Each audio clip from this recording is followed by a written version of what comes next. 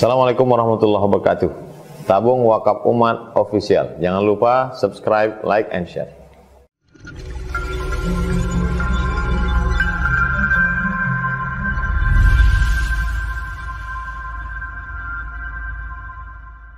Bismillahirrahmanirrahim. Assalamualaikum warahmatullahi wabarakatuh. Alhamdulillahilladzi wa kafa wassalatu wassalamu ala rasulillahil mustafa wa ala alihi wa ashabihi wa man tabi'al huda. Subhanaka la ilma lana illa ma 'allamtana innaka antal alimul hakim. Rabbi shrah li sadri wa yassir li amri wahlul 'uqdatam min lisani yafqahu qawli. Amma ba'd, ma'asyiral muslimin wal muslimat, para alim, para ulama, tuan guru kita, para asatidz, bapak-bapak, ibu-ibu, dan seluruh jamaah yang hadir pada kesempatan malam hari ini yang semuanya insyaallah dimuliakan oleh Allah Subhanahu wa taala. Bersyukur Allah dudukkan kita di tempat yang paling Allah Subhanahu wa taala sukai.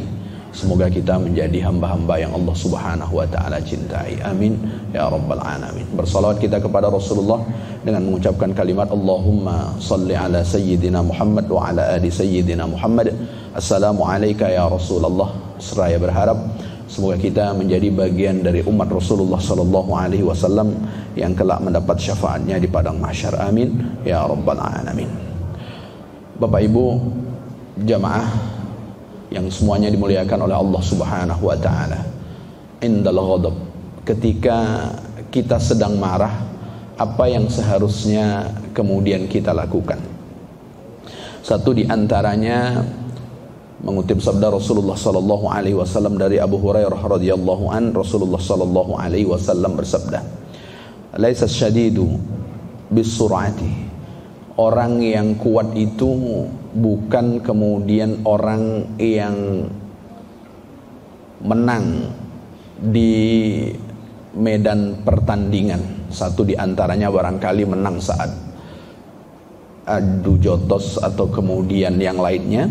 Tapi kemudian orang yang kuat itu adalah alladzi yamliku nafsahu, orang yang indal ghadab, orang yang kemudian mampu menahan dirinya ketika dia sedang marah. Bapak Ibu yang dimuliakan oleh Allah Subhanahu wa taala, ketika ada tinju, tentu orang tak bisa melampiaskan amarahnya dalam satu saat. Dia harus mengatur ritme, kapan harus bertahan, kemudian kapan harus menyerang. Kalau seandainya dia mengikuti keinginannya, barangkali dia akan jatuh di ronde pertama dan kemudian seterusnya. Maka begitu juga orang yang beriman itu yang dilihat bukan dari sisi fisiknya, tapi sejauh mana dia mampu menahan amarahnya. Lalu kemudian yang kedua, Bapak Ibu yang dimuliakan oleh Allah Subhanahu wa taala. Waktu itu ada sahabat Rasulullah sallallahu alaihi wasallam, Sulaiman bin Sard, duduk dekat dengan Rasulullah sallallahu alaihi wasallam. Di saat yang bersamaan ada dua orang yang sedang bertengkar, bahkan wajahnya sudah memerah. Lalu kemudian bagaimana Rasulullah sallallahu alaihi wasallam menasihati mereka?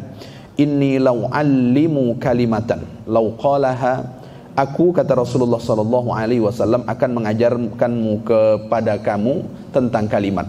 Kalau seandainya kalimat itu kalian ucapkan, la dhahaba anhu ma yajid, maka terkait dengan apa yang sedang menimpa dirimu akan Allah Subhanahu wa taala hilangkan. Dan di antara yang Rasulullah sallallahu alaihi wasallam ajarkan, ketika kita sedang marah, ketika kita sedang emosi, maka mohonlah perlindungan kepada Allah Subhanahu wa taala dengan mengucapkan kalimat ta'awudz. A'udzubillahi minasyaitonir rajim. Karena sesungguhnya amarah itu dari syaitan, maka ketika kita sedang marah, satu di antaranya nasihat Rasulullah sallallahu alaihi wasallam adalah bagaimana kita memohon perlindungan kepada Allah Subhanahu wa taala. Tapi secara umum orang itu kalau marah biasanya tak sempat mengucapkan kalimat ta'awudz.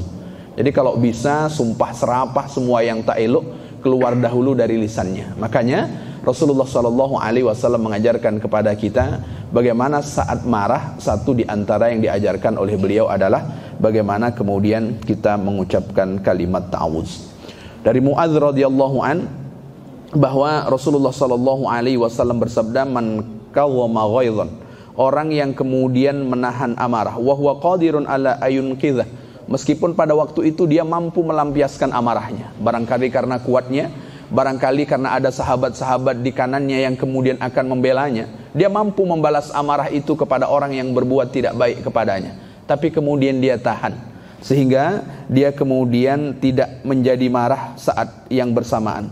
Lalu kemudian ketika ini mampu dilakukan oleh seseorang hamba, maka diantaranya bahwa nanti di hari kiamat, satu orang ini satu di antara orang yang Allah Subhanahu wa ta'ala panggil khusus, lalu kemudian dia menjadi satu di antara orang yang Allah berikan kebebasan untuk memilih satu di antara bidadari surga yang kemudian dia inginkan. Itu yang dipesankan oleh Rasulullah SAW. Sebagai penutup terkait dengan bagaimana ketika kita sedang marah, lalu kemudian menghadirkan kesabaran, pulangkan amanah itu kepada pemiliknya. Pulangkan amanah itu kepada pemiliknya. Semua yang ada pada kita itu kan titipan Allah Subhanahu wa ta'ala. Ketika kita sedang diuji oleh Allah Subhanahu wa ta'ala, kadang muncul rasa marah, maka pulangkan amanah yang sebetulnya ada pada diri kita itu kepada Allah Subhanahu wa ta'ala. Maka ada seorang yang alim, seorang yang faqih dari Bani Israel. Dia punya istri dan dia sayang betul kepada istrinya. Seiring dengan berjalannya waktu, orang yang dia sayangi itu lalu kemudian meninggal, wafat.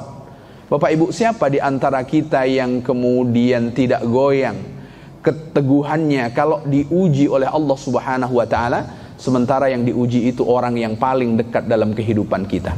Sedangkan baginda Rasulullah SAW saja kehilangan istri tercintanya Khadijah radhiyallahu anha, Sayyidah Khadijah. Rasulullah SAW bersedih sehingga ada 1 tahun disebut dengan amal huzni, tahun kesedihan, karena di saat itu Rasulullah kehilangan orang tercintanya. Karena kehilangan orang tercintanya, maka kemudian dia sedih yang bersangatan sehingga dia menutup diri, mengunci diri di dalam rumahnya sehingga tidak melakukan apa-apa sama sekali. Tak melakukan apa-apa sama sekali karena kesedihan yang berkepanjangan. Lalu kemudian singkat cerita, Bapak Ibu yang dimuliakan oleh Allah Subhanahu wa ta'ala, datang seorang perempuan dengan niat untuk kemudian meminta fatwa, meminta solusi masalah kepada orang yang baik, yang luar biasa pintar, tapi kemudian mengurung diri ketika diuji oleh Allah Subhanahu wa ta'ala. Lalu kemudian perempuan itu bertanya, aku datang kemari untuk meminta nasihat kepadamu. Apa nasihatmu kepadaku? Aku punya tetangga, lalu kemudian aku meminjam perhiasan kepadanya, dan perhiasan itu sudah lama betul ada pada diriku. Lalu kemudian suatu ketika orang yang aku pinjami ini mengirim utusan untuk menagih perhiasan yang sudah aku pakai lama. Lalu kemudian laki-laki yang menyembunyikan diri tadi, yang alim tadi, dia mengatakan pulangkan barang itu. Pulangkan barang itu, karena itu bukan barangmu, tapi kemudian barang orang yang kemudian engkau pinjam. Lalu singkat cerita Bapak Ibu yang dimuliakan oleh Allah Subhanahu wa ta'ala, wanita itu menjawab, rahimakallah, semoga Allah Subhanahu wa ta'ala memberikan rahmat kepadamu atas solusi yang engkau berikan kepadaku. Lalu kemudian wanita itu sedikit berkata, wahai orang alim, sesungguhnya apa yang ada pada kita itu adalah amanah dari Allah Subhanahu wa ta'ala. Suatu saat amanah itu Allah Subhanahu wa ta'ala akan ambil. Bukankah Allah yang lebih berhak terhadap amanah yang Allah Subhanahu wa ta'ala titipkan?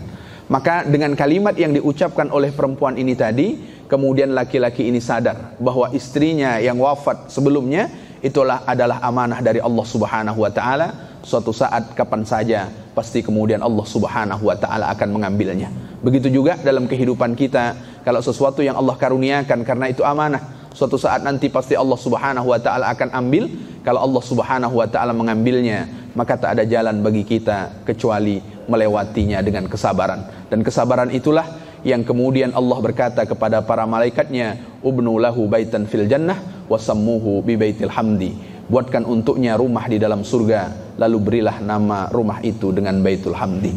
Barangkali itu Bapak Ibu yang bisa saya sampaikan. Tutur kata yang tak berkenan saya mohon maaf. Assalamualaikum warahmatullahi wabarakatuh.